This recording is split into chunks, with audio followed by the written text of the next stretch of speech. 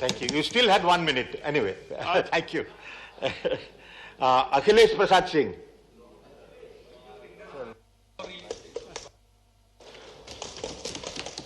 आपके पार्टी ने 11 मिनट दिया आपको, तो आप समय पर समाप्त कीजिए, नहीं तो बाकी लोगों को समय नहीं मिलेगा। सभापति महोदय, शुरू कीजिए। मैं आपका धन्यवाद करता हूं, पहले तो अपना समय कम करने के लिए। मुझे पार्टी ने कहा था 15 मिनट बोलने के लिए, नहीं अब कम लेकिन हो गया। आपने कम कर दिया, तो आपको तो कोई चैलेंज कर नहीं सकता है। मैं कम नहीं करता, आपके पार्टी करता है। अपने पूरे नहीं सॉरी, बोलने दीजिए उसको, आप बैठे, उनको बोलने दीजिए। मैं अपने पूरे संसदीय जीवन में विधानसभा में काम किया, लोकसभा में काम किया और अब राज्यसभा में कम से कम 1 दर्जन से ज्यादा बजट देखा हूं पास होते हुए। इतना निस्तेज और निरुद्देश्य बजट मैंने आज तक कभी देखा नहीं। ऐसे पिछले 2 साल कोरोना से पूरा देश संकट से जूझता रहा और ये बजट भी लगता है कोरोना ग्रस्त हो गया है। बजट को भी लकवा मारा हुआ लगता है। 2022, मैं एक किसान परिवार से आता हूं और पूरा देश ये उम्मीद कर रहा था, और पहले भी हम लोग देखते रहे हैं, यूपीए 1 में मैं मंत्री था और मुझे आज भी अच्छी तरह से याद है कि अपने पहले बजट भाषण में चिदम्बरम साहब वित्त मंत्री थे और उन्होंने 2-3 घोषणाएं की अपने बजट भाषण में कि हमारी सरकार रूरल क्रेडिट को दुगना करेगी, किसानों की एमएसपी को हम लोग दुगना करने का काम करेंगे, और अपने अंतिम बजट में रूरल क्रेडिट न केवल दुगना हुआ बल्कि मनमोहन सिंह जी के नेतृत्व वाली सरकार ने तिगुना करके देश को दिखाने का काम किया था। जो न्यूनतम समर्थन मूल्य, जिसपे इतना बड़ा आंदोलन देश में हुआ, शायद आजादी के बाद का सबसे बड़ा किसान आंदोलन था जिसको देश ने देखा है, जब 3 बिल मोदी जी की सरकार ने लाई थी। उन लोगों का क्या मांग था? मांग था कि एमएसपी पर कानून बनाकर आप दें, कानून की गारंटी से एमएसपी ले आए, लेकिन वो तो नहीं हुआ। अभी जब 3 काला कानून वापस हुआ, वापस लेना पड़ा किसानों के दबाव के आगे, या 5 राज्यों के में जो चुनाव होने थे उसकी वजह से, या फिर जो परिणाम आए बाई इलेक्शंस के, उसमें जो हार हुई आपकी पार्टी की, उसके वजह से आपने कानून वापस लिया, लेकिन कोई कानून बना नहीं, किसानों को आश्वासन देने के बाद भी। और मैं जो देखा हूं, कृषि क्षेत्र की अगर बात करें इस बजट में, तो महत्वपूर्ण योजनाओं के बजट आवंटन में भी कमी की गई है। एक और प्रधानमंत्री जी जहां हर भाषण में फसल बीमा योजना का हवाला देते हैं, फसल बीमा योजना में भी बजट आवंटन पिछले साल से लगभग 500 करोड़ रुपया कम कर दिया गया। देश में एमएसपी को लेकर जो संशय की स्थिति थी, वो कमी तो नहीं दूर हुआ।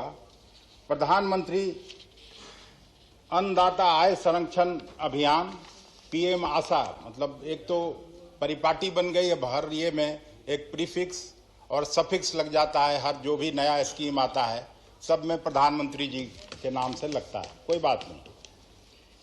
ये जो स्कीम था वो भी एमएसपी आधारित व्यवस्था का ही हिस्सा है, और पिछले साल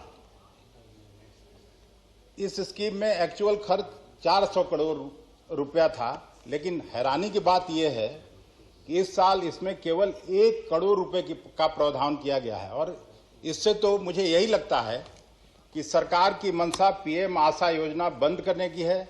इस बारे में जब वित्त मंत्री जी अपना उत्तर देंगी तो लगता है स्थिति इस पे स्पष्ट करना चाहिए। दूसरा, मनरेगा एक महत्वाकांक्षी योजना थी यूपीए सरकार की। प्रायः सभी सहयोगी साथियों ने जब कभी अपना भाषण किया है तो सबने चर्चा किया है कि उसमें भी कमी की गई। 95,000 करोड़ से 71-72,000 करोड़ रुपए आपने कर दिया। तो जो गांव में खास करके कोरोना काल में अगर गरीब लोग बचे रहे तो वो एक ढाल के रूप में गरीबों के लिए वो स्कीम खड़ी थी और उससे बहुत कुछ बचा रह गया। कोरोना में लोगों का टीका लगाने, ये लगता है कि यही सबसे बड़ा इस सरकार का प्रमुख अस्त्र है। अर्थव्यवस्था खराब है, उसके बारे में कुछ नहीं करना है। लोगों का रोजगार गया, उसके बारे में कुछ नहीं कहना है। पढ़ाई लिखाई, पठन पाठन प्रायः सभी विश्वविद्यालयों में ठप हो गया। मैं अस्थायी समिति का सदस्य हूं, एचआरडी कमेटी का, और उसमें जो मीटिंग्स होती है, जिस तरह का लर्निंग लॉस हुआ वो किसी से छिपा नहीं है। और ई विद्या स्कीम सब कुछ डिजिटल होते जा रहा है। लेकिन साथ साथ आपको ये भी करना चाहिए था कि इसमें जो डिजिटल फ्रॉड हो रहा है, जितना इसमें ट्रांजैक्शन हो रहा है, कोई कभी न कभी आपके मेरे जिंदगी में वो फ्रॉड का हम सभी शिकार होते हैं, पूरा देश शिकार होता है। उस पे आप कुछ कहते नहीं, उसके लिए आप कोई कानून लाते नहीं। तो जिस तरह का ये बजट है, आम लोगों के लिए कहीं कोई जगह नहीं है। आम आदमी हताश है, निराश है। और जिन लोगों के लिए बजट है, प्रधानमंत्री जी के मित्रों के लिए कल ही कपिल सिब्बल साहब अपने भाषण में बताए कि 142 बिलियनियर का इनकम कितना बढ़ा। लेकिन इस पे सरकार का ध्यान नहीं है कि ये जो 27 करोड़ लोग गरीबी रेखा के नीचे चले गए, अंत्योदय अन्न योजना और बीपीएल परिवार में जो लोग चले गए, उनके लिए आप क्या कुछ करने जा रहे हैं? उनकी आमदनी कैसे बढ़े? मिडिल क्लास जो 3 करोड़ लोग नीचे चले आए, उनके लिए टैक्स में कोई रियायत क्यों नहीं? इस पे आपका बजट प्रायः चुप है। और आपके मित्र जब बोलते हैं उधर से, तो जो बात सूट करती है, कोई इंटरनेशनल ये में हम देख रहे थे कि अरुण सिंह जी जब अपना भाषण शुरू किए तो आईएमएफ के एक डायरेक्टर का हवाला देते हुए बजट का तारीफ करने लगे। लेकिन जब कोई और प्रतिष्ठित इंटरनेशनल एजेंसी या अखबार कोई आलोचना करता है तो वो आपको प्रायोजित लगने लगता है। न्यूयॉर्क टाइम्स का एक रिपोर्ट था। न्यूयॉर्क टाइम्स आपके बजट के बारे में कहता है कि large share of government spending will be raised from borrowing and taxes including those on fuel and fertilizers, which have contributed to rising prices of food and essential commodities. Another major concern for economists is the government's attempts to keep its deficit in control by reducing the spending on social schemes and welfare. ये हकीकत है, इसको आप नजरअंदाज नहीं कर सकते। और कैसे करिएगा? ये डेफिसिट आएगा कहां से? कहने के लिए मेक इन इंडिया, लेकिन हो रहा है सब कुछ सेल इन इंडिया में जा रहा है। जो हमारे पुरखों ने संपत्ति अर्जित की थी आजादी के बाद, भिन्न भिन्न पब्लिक सेक्टर का जो इन्वेस्टमेंट था, वो सारे हम लोगों के पुरखों की संपत्ति बेची जा रही है। और यही सबसे बड़ा आपका इनकम का स्रोत है। ईंड़ी उठा उठा के देखा मैं प्रधानमंत्री जी उस दिन भाषण कर रहे थे और कांग्रेस पार्टी को कोस रहे थे। हाँ, एड़ी उठा उठा के देख नहीं रही थी सब। प्रधानमंत्री जी, आप ही कभी बात करते हैं कि यहां डिबेट का स्तर ऊंचा उठना चाहिए। अगर खड़गे साहब चंद सवाल खड़े करते हैं, आनंद शर्मा जी चंद सवाल खड़े करते हैं जो आम लोगों की समस्या है, आम लोगों से जुड़ा हुआ है, उस पर जवाब देने के बजाय आप कांग्रेस पार्टी को गाली देने लगते हैं। ये कहां का न्याय है? और ये देश किसानों का है। ये बात आप सबको समझने की जरूरत है। आज ग्रीन रिवॉल्यूशन नहीं होता, देश संकट से जूझ रहा था, देश में अनाज की कमी थी। उस समय तो आप हुकूमत में नहीं थे, कांग्रेस पार्टी हुकूमत में थी। और इंदिरा जी के स्टेप से देश आत्मनिर्भर हुआ खाद्यान्न के मामले में। लेकिन आज मनोज जी ने ठीक कहा, आज गरीबों के थाली से दाल गायब है, सब्जी गायब है। वाइंड अप कीजिए। अरे आप तो इधर ही से गए हैं, आप क्यों ऐसा करते हैं? वाइंड अप कीजिए। जो अच्छी बात है उसको सुनिए और उधर बताइए। आपका समय हो रहा है, नहीं तो बाकी लोगों को नहीं मिलेगा। नहीं, आप आपके पार्टी के बिहार से आने वाला है आपका। अगर बाकी स्पीकर करते हैं आपके लिए अलग बात है, लेकिन अभी आपके पार्टी और दो स्पीकर और है, उनके लिए भी टाइम आपको बताना है। आप तो इंटरफेयर कर रहे हैं। ऊंचा कुर्सी पर बैठ के नीचे को देखिए थोड़ा सा तो। बोलिए, अब बोलिए, आप समाप्त कीजिए। मैं बिहार से आता हूँ। हाँ। बिहार में मैडम आपकी पार्टी सरकार में, मोदी जी चले गए, वो अच्छे नेता थे जब तक बिहार में थे, लेकिन वो भी बजट पर भाषण करते करते उनकी ऐसी स्थिति आपने कर दी कि वो बेचारे कवि बन गए और कविता कह के अभी बाहर है, मैं उनको सुनाने वाला था। बिहार पहली पंचवर्षीय योजना, दूसरी पंचवर्षीय योजना में बेस्ट एडमिनिस्ट्रेटेड स्टेट के रूप में जाना जाता था।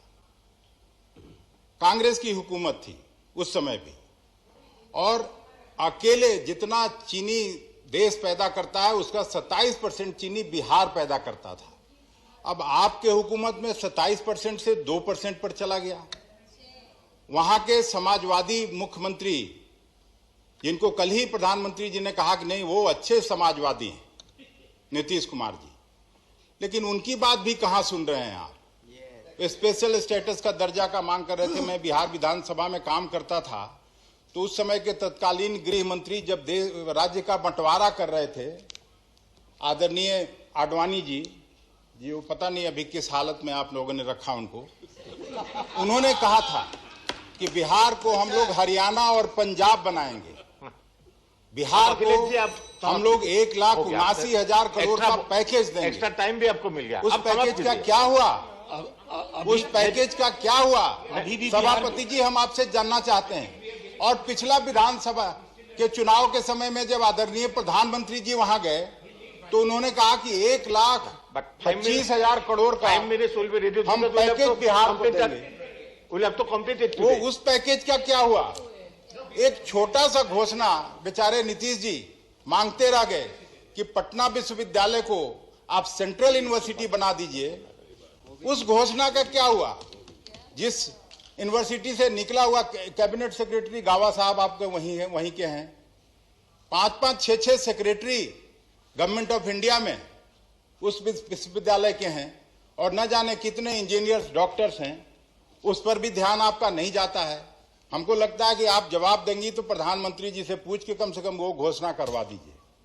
और रोहतास इंडस्ट्री था, डोला बहन ने कल जूट इंडस्ट्री का बात किया, पूरा वो इलाका पूर्णिया कटिहार का पूरा शुगर मिल सारे बंद हैं। सारे औद्योगिक जो भी कांग्रेस की हुकूमत में पब्लिक सेक्टर इन्वेस्टमेंट आया, सभापति महोदय, चाहे वो बोकारो का कारखाना हो, हटिया का कारखाना हो, बरौनी का कारखाना हो, बाढ़ में आया, मुजफ्फरपुर में थर्मल पावर आया, लेकिन इस हुकूमत में क्या आया? बिहार बिहार के साथ क्यों ऐसा सौतेलेपन का व्यवहार कर रहे हैं? 40 सीट है लोकसभा का, आपकी जब सरकार बनी थी तो 40 में से 39 लोगों ने को जिता के भेज दिया आपको। अब हो गया आपका समय, आप समाप्त कीजिए। मैं दूसरा स्पीकर एक केवल कांग्रेस पार्टी जीती। मैं दूसरा स्पीकर बुला रहा हूं, आप समाप्त कीजिए। हो गया। ठीक है, अपनी आशाओं को व्यक्त करने का मौका पाकर और आधी बात कहने का अवसर आगे भी मौका मिलेगा आपका आपको। धन्यवाद करता हूं, बहुत बहुत धन्यवाद। डॉक्टर सुधांशु त्रिवेदी।